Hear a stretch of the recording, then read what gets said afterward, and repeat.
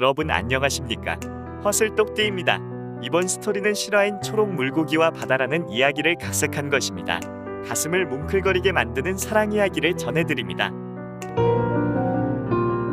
유진은 수경 재배실 내부를 손보느라 하루 종일 분주하게 보냈다. 문자나 카톡 메시지에 알림이 울리는 듯 했으나 그것을 확인할 겨를이 없었다. 일을 마치고 집 안으로 들어오면서 휴대폰을 확인해보니 카톡으로 메시지 몇 개가 도착해 있었다. 그중 전혀 예상치 못한 게 있었다. 푸른 파도 오빠 안녕. 저 아기 돌고래 기억하시려나? 유진은 깜짝 놀랐고 한편으론 가슴이 두근거렸다. 그의 별칭을 아는 사람은 숙향 그녀 한 사람뿐이었다. 그녀와 헤어진 지 5년간 전혀 소식 없이 지내왔었다. 그동안 궁금하기도 했고 보고 싶기도 했으나 그녀가 가는 길을 방해하고 싶지가 않았다. 그러기는 했어도 뜬금없이 그녀가 생각날 때면 씁쓸한 기분이 들기도 했었기에 더욱 반가웠다. 여름이 끝날 무렵 군에서 제대하고 대학 3학년으로 복학했다. 정신없이 한 학기를 보내고 겨울방학이 시작되었는데 먼저 졸업한 입학 동기생이 소개해주어 과외지도를 시작하게 되었다. 유진이 26살 때였다. 대상은 고등학교 2학년 여고생이었고 장소는 그녀의 아버지 회사가 운영하는 시내 사무실이었다.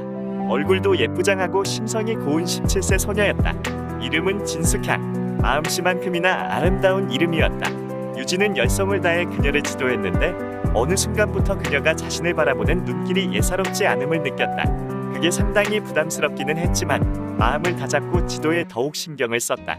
그러다가 아무래도 안 되겠다 싶어 한 가지 제안을 했다. 그녀의 사춘기 감정을 달래는 방법은 그런 행동을 태박하지 않으며 그녀의 느낌을 일정 범위 내에서 받아주는 것이었다. 사실 유진도 그녀가 내심 사랑스러웠으나 그것을 조금이라도 표출해서는 안 되었다. 앞으로 나는 숙향이를 아기 돌고래라고 부르겠어. 나는 푸른 파도야. 아기 돌고래는 언제라도 푸른 파도에서 마음껏 뛰어놀아도 좋아. 유진은 그때의 그녀 표정을 아직까지도 기억하고 있다. 향내 품은 살포시한 미소와 함께 얼굴만큼이나 예쁜 눈을 반짝거리며 그를 바라보던 숙향의 천사 같은 모습을. 그 뒤로 유진은 그녀에게 정성을 더욱 쏟았고 그녀 또한 성적이 조금씩 좋아졌다. 그러다가 4학년 여름에 과외를 그만두고 그녀와 헤어지게 되었다. 근본적인 이유는 그녀의 부모가 학력고사를 대비해 유명학원 강사에게 특별지도를 맡기고자 했기 때문이었다. 유진은 섭섭했지만 자신도 입사 시험 준비 등을 위한 시간이 필요하기는 했다. 아니 그런 식으로 그녀와의 이별을 스스로 위로했다고 보는 게 맞을 것이다. 그녀는 유진과 헤어지게 되는 것을 몹시 아쉬워했다. 마지막 과외를 마치고 그녀를 떠나던 날 유진은 그녀의 눈가에 살짝 맺힌 눈물을 보고 울컥했지만 그냥 파피러브 영어로는 파피워즈 풋사랑과도 같은 감정 때문이겠지 하고 넘기고 싶었다. 하지만 솔직히 말하자면 그도 속으로는 울고 있었는지 모른다.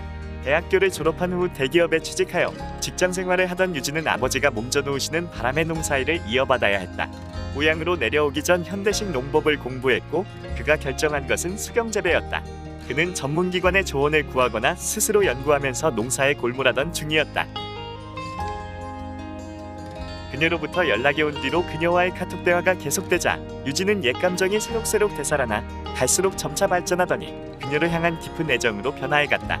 그러나 차마 이런 사랑 고백을 하고 결혼하자고 말하기 어려웠다. 그녀가 유진에게 연락을 취한 것은 그녀가 비록 풋사랑이었을지라도 유진에 대한 사랑의 감정이 식지 않고 있었을 것이라는 생각은 들었다. 하지만 확실히 그렇다고 자신할 수만은 없었기 때문이다. 무엇보다도 그녀는 금수저 집안 출신인데 자기는 흙수저 출신의 농사꾼에 불과한 점도 있고 나이 차이도 꽤 나므로 그녀 집에서 유진과의 결혼을 허락하지 않을 것 같았기 때문이기도 했다. 그런데 용기를 불어넣어준 것이 있었다.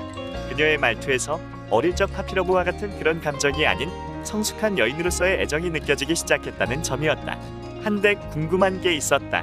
이제 나이가 23살이 되었으니 그녀 부모가 그녀를 결혼시키고자 했을 터였다. 그럼에도 유진과의 온라인 만남이 재개된 이후 대화가 계속 이어지면서 느낌상이기는 했지만 그에게 끊임없이 애정 표현을 하고 있지 않은가? 유진은 이런 확신이 점차 강해지자 그녀를 향한 사랑의 감정이 거세게 불타오르면서 홀로 애타기 시작했다. 어느 날 유진은 마침내 그녀에게 고백하지 않을 수 없었다. 난 아기 돌고래 숙향이를 사랑하는 마음이 하늘타리보다 넓고 우주보다 깊어. 숙향이도 잘 알고 있겠지. 그러니 나와 결혼해줘. 그런데 한동안 그녀는 유진의 청혼에 아무런 반응이 없었다. 유진은 자신이 상황을 잘못 판단한 게 아닌가 싶어 노심초사했지만 그래도 재촉하지 않고 기다려보기로 했다. 한 달 가까이 지난 후 그녀가 놀라운 고백을 해왔다. 교통사고로 허리를 다쳐 하반신을 쓰지 못하며 그보다 더한 것은 화상을 입어 얼굴을 많이 다쳤다는 것이다. 그래도 자기를 사랑하며 자기와 결혼할 수 있겠느냐는 것이다. 유진은 예상치 못한 상황 반전에 당황해서 그날 하루 종일 고민했다. 과연 이런 사실을 알고서도 나는 숙향이를 진심으로 사랑할 수 있을까? 이와 같은 스스로에 대한 질문에 스스럼없이 난 그렇게 할 수 있어. 나는 답변이 나오기까지는 시간이 걸렸다. 하지만 갈 길은 정해져 있었다. 어떠한 상황이든 그녀를 향한 사랑은 식지 않을 것이라는 확고한 믿음을 느꼈기 때문이다. 알게 모르게 자신에게 심어진 그녀의 진심 어린 마음을 깨닫게 되었다. 그래서 자신을 엄청 책망했다. 그녀의 몸이 정상이 아닌 것에 잠시라도 고민했다는 게 말이 되는가 말이냐 라고 자신이 심히 부끄러웠다. 이 깨달음으로 유진은 그녀에게 단호하게 말할 수 있었다. 무슨 일이 있어도 나는 아기 돌고래 숙향이를 죽을 때까지 사랑하며 숙향이와 함께 생을 마감할 때까지 살겠어. 전에 내가 했었던 말 기억하지? 나의 아기 돌고래님은 언제라도 여기 푸른 파도에서 마음껏 뛰어놀아도 된다고. 그녀는 그 뒤로 거의 한 달 가까이 확실한 답변을 주지 않았다. 유진은 뭐가 잘못되었나 싶어 불안하고 애간장이 탔다. 그녀의 아픔은 물론 모든 것을 다 받아들이기로 단호히 결심을 했음에도 그녀가 망설이고 있음에서이다. 다만 분명 유진이 모르는 심적 고통을 겪고 있을지도 모른다는 생각은 들었다. 아마도 그것은 아무리 그가 확고한 사랑의 신념을 보여주었다 한들 이에 대한 일말의 불안감은 어찌할 수 없지 않겠는가.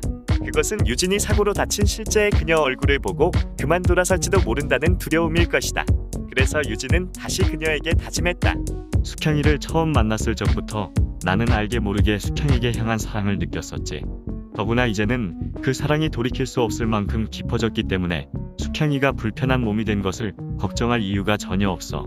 그런 걱정으로 마음까지 두려워하지 말고 나를 믿어줘. 나는 숙향이에게서 절대 물러서지 않을 것이니 말이지. 만일 이제 와서 숙향이가 돌아선다 해도 나는 끝까지 숙향이가 돌아오기를 기다릴 거야. 내가 꼭 숙향이의 예쁜 얼굴만을 기억하고 그것만을 사랑한다고 생각한다면 오해일 뿐이야. 내가 진정 사랑하고 있고 앞으로도 죽을 때까지 사랑할 건 바로 숙향의 예쁜 마음을 비롯한 숙향의 모든 것이야. 사실 그랬다. 유진은 그녀가 예쁘기는 했어도 만일 그녀의 성격이 모질었었다면 애초부터 그녀를 그렇게 사랑스럽게 대하지도 사랑의 감정을 느끼지도 않았을 것이다.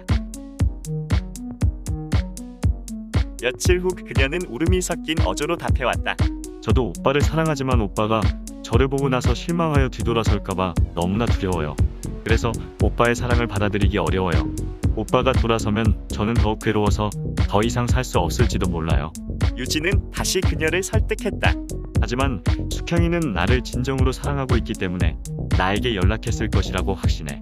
또한 그 사랑을 확인하기 위해 어렵게 사실을 고백한 것이잖아. 그러니 일단 숙향이를 사랑하는 내 마음을 믿어봐줘. 절대 믿음을 배신하지 않을 자신 있어. 유진의 단호한 이 말에 조금은 용기를 얻었나 보다. 며칠 후 만날 약속 시간을 말하겠노라고 하면서 그날은 일단 대화를 끝냈다. 유진도 절대 실망감을 느끼지 않고 그녀에 대한 변함없는 사랑을 스스로 다짐하기 위해 나름 조치를 취했다. 집 내부 인테리어를 그녀가 생활하는데 불편함이 없도록 전면적으로 개조하였으며 재활 설비도 설치했다. 그리고 현관으로 들어오는 계단을 경사로로 바꾸고 집 주변에 약간의 턱이 있으면 모두 평탄하게 만들었다.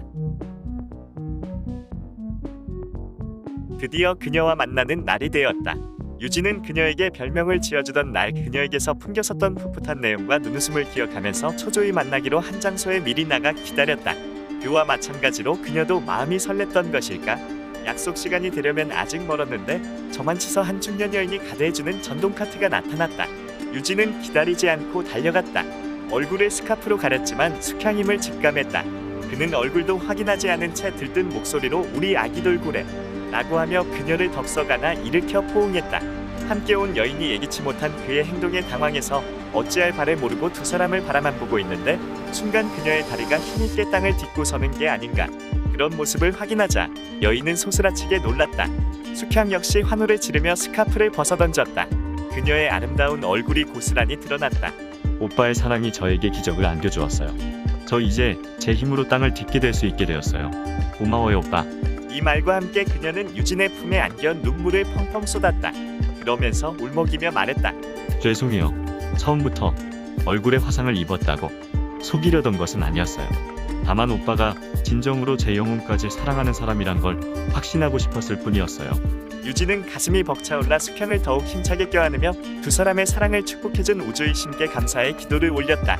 수평의 우윳빛 이마에 입술을 맞추고 나서 그녀의 손을 잡고 천천히 붉게 물들어가는 노을을 향해 푸른 들판을 걸어갔다. 그녀를 돌보던 여인 역시 눈물 고인 눈으로 둘의 뒷모습을 보며 미소 지었다.